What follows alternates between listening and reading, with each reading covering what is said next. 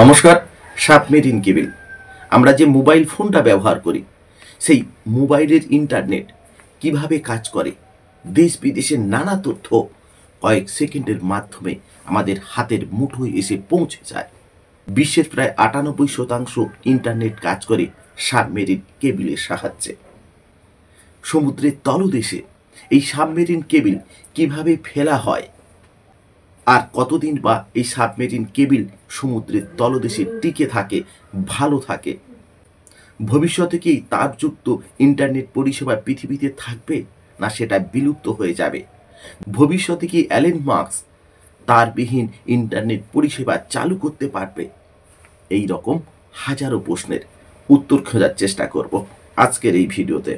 বিশ্বের প্রায় ৯৮% ইন্টারনেট ডেটাই এক জায়গা থেকে অন্যত্র স্থানান্তরিত হয় সমুদ্রের নিচে থাকা সাবমেরিন কেবলের মাধ্যমে। তবে সম্প্রতি তারবিহীনভাবে ইন্টারনেট সেবা প্রদানের জন্য কাজ করে যাচ্ছে বিশ্বের শীর্ষ ধনকুবের ইলন মাস্কের প্রতিষ্ঠান স্টারলিংক। সাবমেরিন বলতে আমরা বুঝি সমুদ্রের নিচে দিয়ে চলাচলে সক্ষম কোনো ডুবোযানকে, আর সাবমেরিন কেবল বলতেও বোঝানো হয় সমুদ্রের তলদেশে অবস্থিত বিশেষ এক ধরনের তারকে। বিশেষ এই সাবমেরিন কেবলের প্রচলন ঘটে গত শতাব্দীর ৬০-এর দশকে। ১৯৫৮ সালে সর্বপ্রথম এটি ব্যবহৃত হয় তৎকালীন সময়ে বহুল প্রচলিত টেলিগ্রাফ প্রযুক্তির সংকেত আদান প্রদান করার কাজে। বিশেষ এই কেবলের নাম দেওয়া হয় ট্রান্স আটলান্টিক কেবল। এর মাধ্যমে বিশ্বজুড়ে ক্রমশ পরিচিত হয়ে ওঠে এই সাবমেরিন কেবল, আর একসময় এটি হয়ে ওঠে ইন্টারনেট ব্যবস্থার মূল ভিত্তি। বিশ্বে বর্তমানে ৪০০-রও বেশি সাবমেরিন কেবল রয়েছে, যেগুলো প্রায় ১২ লক্ষ কিলোমিটারেরও বেশি জায়গা জুড়ে বিস্তৃত রয়েছে। আর এই সকল কেবল স্থাপনা করা হয়েছে বিশাল মহাসাগরের পানির নিচে। বিশেষভাবে আটলান্টিক মহাসাগর সাবমেরিন কেবল স্থাপনের অন্যতম জায়গা। এখন প্রশ্ন উঠতে পারে, পানির নিচে এতটা চাপ সহ্য করে কি করে সাবমেরিন কেবলগুলো অক্ষত থাকতে পারে?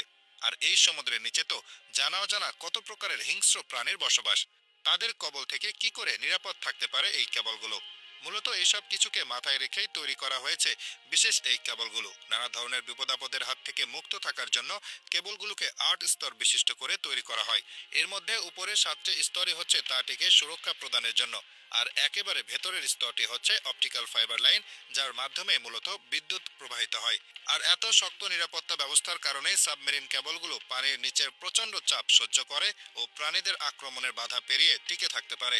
সাধারণত একটি সাবমেরিন কেবল ২০ থেকে ২৫ বছর পর্যন্ত অক্ষত থাকতে দেখা যায়। সমুদ্রের তলদেশে সাবমেরিন কেবল স্থাপন করাটাও কিন্তু বেশ দুঃসাধ্য কাজ। এই কাজ করার জন্য মূলত ব্যবহৃত হয় বিশেষ প্রক্রিয়ায় কাস্টমাইজ কিছু জাহাজ। টিয়ার 1, টিয়ার 2 এবং টিয়ার 3 এই ৩টি ধাপে মূলত সাবমেরিন কেবলের মাধ্যমে ইন্টারনেট স্থানান্তর করা হয়। যে সকল কোম্পানি নিজ খরচে সমুদ্রের তলদেশে সাবমেরিন কেবল স্থাপন করে তারা হচ্ছে টিয়ার 1। বিভিন্ন দেশের কোর ইন্টারনেট প্রোভাইডারদের বলা হয় টিয়ার 1, যারা লোকাল কোম্পানিগুলোর কাছে ইন্টারনেট বিক্রি করে।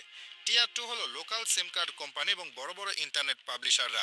সর্বশেষ টিয়ার 3 হচ্ছে বিভিন্ন অঞ্চলের লোকাল ইন্টারনেট সার্ভিস প্রোভাইডার। তো আজকের ভিডিও এই পর্যন্ত। দেখা হচ্ছে নতুন কোনো পর্বে, নতুন কোনো এপিসোডে।